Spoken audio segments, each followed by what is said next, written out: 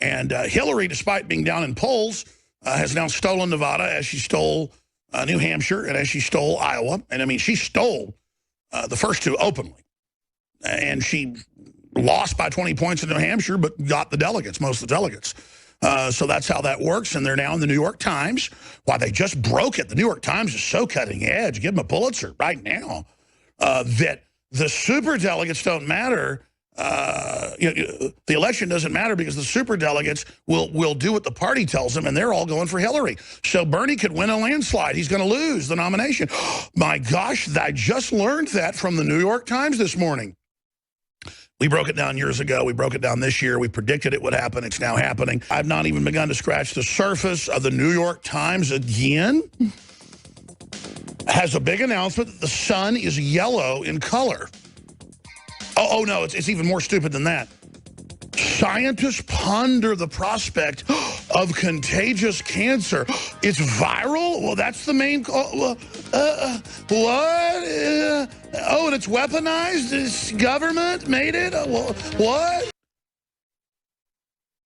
We had scientists on 16, 17 years ago that microwave radiation from cell phones severs the tails basically off of sperm. It vibrates them off. It's like you take a snake and sit there and shake it, the tail will crack off. Anybody's ever tried to catch a snake notices a lot of times the tail snaps off for a lizard. Same deal with these cells. You just hit them with like an ultrasound, basically, is what radiation does, that wavelength, and it rattles them apart.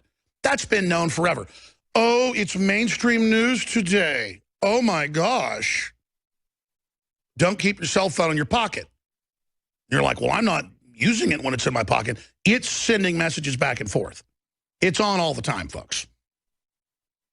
Oh, the New York Times admits scientists ponder the prospect of contagious cancer.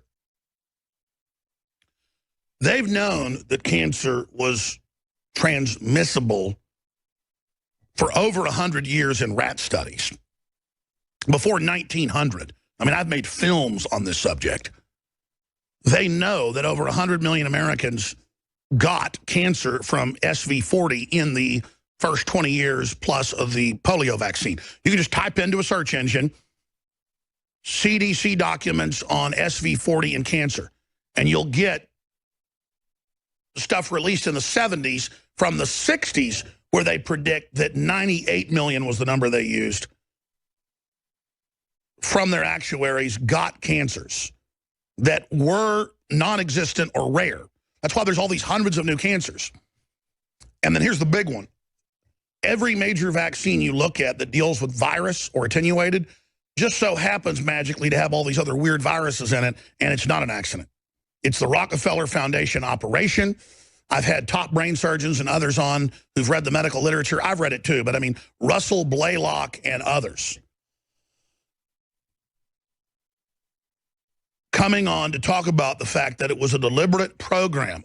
Of course, folks, things were even more toxic in our environment in the 20s and 30s. I mean, they used to dump toxic waste, mercury, lead, arsenic, stuff worse than that, right in the rivers. And we didn't have cancer rates like this.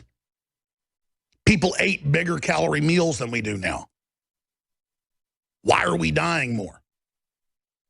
And I've got all this world news to cover. It's just that just on the medical end of things, it's known, and I've had the survivors and the nurses and people on, in famous cases where people got killed to cover up what was going on in weaponized cancer research in the early 60s. And of course, it's been declassified. There was a plan to basically put cancer viruses into a sauce that would be put on Fidel Castro's food.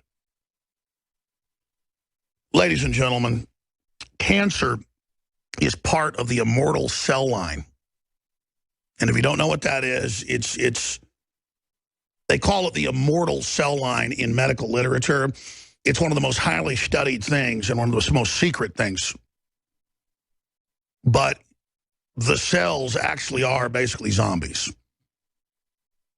They're undead. Basically, vampire cell lines. And I don't mean vampires like Count Dracula. I mean, look it up, immortal cell lines. There are some cancer cells that do not die unless you burn them. That's how powerful they are, and the elite are obsessed with it, because if you can figure out how to get that into the rest of the body but not have it mutate, then you basically live forever. This is a big deal, and it's what the globalists are obsessed with, and this is just more of these realms we expose here. But look at this article. Scientists ponder the prospect of contagious cancer. Oh, my goodness. That's why elites pay to have fresh surgical tools used, and they go to private elite clinics in Switzerland and in Germany and other areas. This is in the medical news, but it's not popularly known, because they understand that there are immortal cell lines or close to immortal cell lines of cancer that get stuck to those pieces of equipment, even if you put it in a autoclave, even if you dip them in acid. You can look this up. There's also things that aren't even really cancer cells. They're more like crystals, but they have a cellular replication system similar to biological cells. Call it nature's nanotech. Prions is one name of them. And it talks about recent papers about contagious cells and viruses. This is like the New York Times coming out and saying, there may have been two brothers in Kitty Hawk out on the plains. Get this.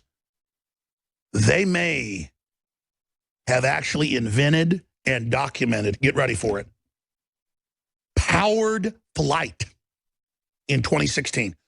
Give the New York Times a Pulitzer Prize, folks. Did you know that? Did you know that most cancer is viral? Oh my gosh, did you know it's declassified? They put it in the vaccines to kill us, you little worm.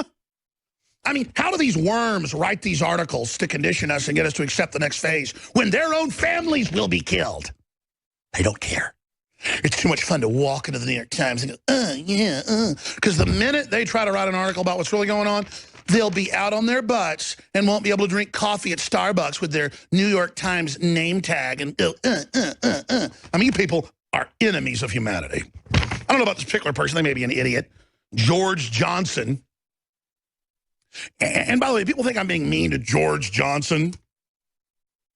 The way they talk to and people that read the New York Times think they're like really smart, like it's channeling the mind of God. I've seen people have seen me reading a New York Times before in a cafe or someone's seen it in my car, and I've had reporters go, oh, you read the New York Times? When a reporter's with me, and I go, oh, yeah. So, and they're like, but I thought you don't like them.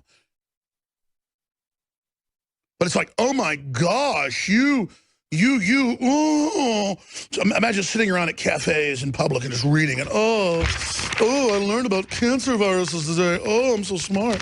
We're going to go to break, and I'm going to come back with the huge nuke news, the huge economic news, the Zika news, all of it. But this is what it comes down to.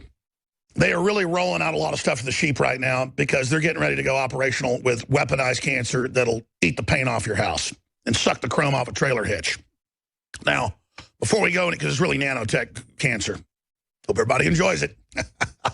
They're going to get all your money out of your bank account before they plant you 6 foot under. And so many people are going to be dead, they're passing laws all over the world to not let you get buried anymore or even burned. They're going to make you get put in acid, turned into fertilizer for the earth.